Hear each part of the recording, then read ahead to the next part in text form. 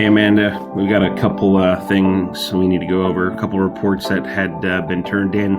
So we'll start with the first one. The ID is number 26. It happened January 9th, 2019 on a Wednesday. It was submitted by the paper submission, and it was in regards to ground operations. First one would be that the hazard was the mags were left on the engine. The risk poses pretty significant because it could damage property and even cause bodily harm. I think the control for this incident specifically is we definitely need to be using our shutdown checklist, and we rank this report at a 3A. So remote because it doesn't happen often, but it has a catastrophic category, and so we're putting this at a 3A. The next report, if we turn the page, is report number 28. And the case happened on December 5th, 2018 on a Wednesday. It was also done on paper submission, and it was ground operation. And the hazard was the mixture was left full rich after a failed starting attempt. The risk could be damaging the engine, possibly start a fire if you get enough fuel in there. And the control would be to use our standardized checklist. We wrote this at a 3B, a remote incident, but be hazardous B. And so, we just have to be really careful about our operations on the ground. The next thing that we were going to get to is report 29. And this one happened on December 5th, 2018, Wednesday. It was also a paper submission. I need to check on it. It says form was flight.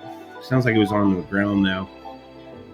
And that is that the tail was not tied down and the standby battery was left on. So that left our G1000 running all night.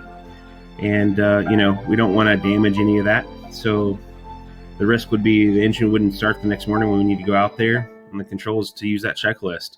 Maybe even have a flight instructor do a post-checklist review.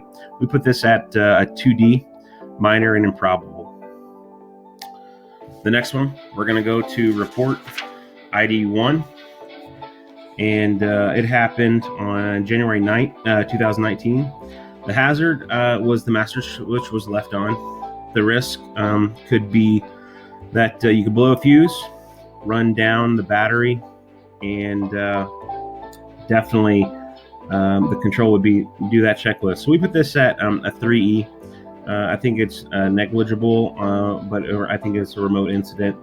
The next one will be ID 1, January 2019 on Saturday. And the case or the control was, or the hazard was that we needed to have a seat belt. And the control was not, or I'm sorry, the horizontal stabilizer was not control. The control lock was not put in. I apologize for stumbling over those words there.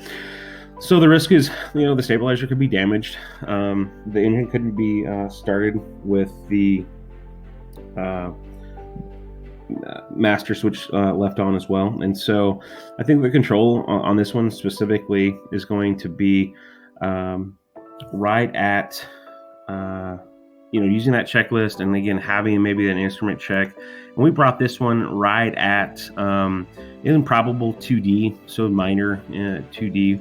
So I think based on this risk matrix today, we should be able to go out and fly.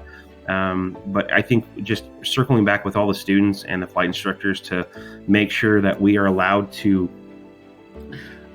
do those pre and post checks. And I know that the students are in a hurry to get out of the plane, but realistically we need to really try to create that culture to pull out those checklists and make sure that they're checking them. And if the occurrences keep happening, if mags keep getting left on, or the master switch is left on, we definitely need to make sure the flight instructors are doing like a post check on their end.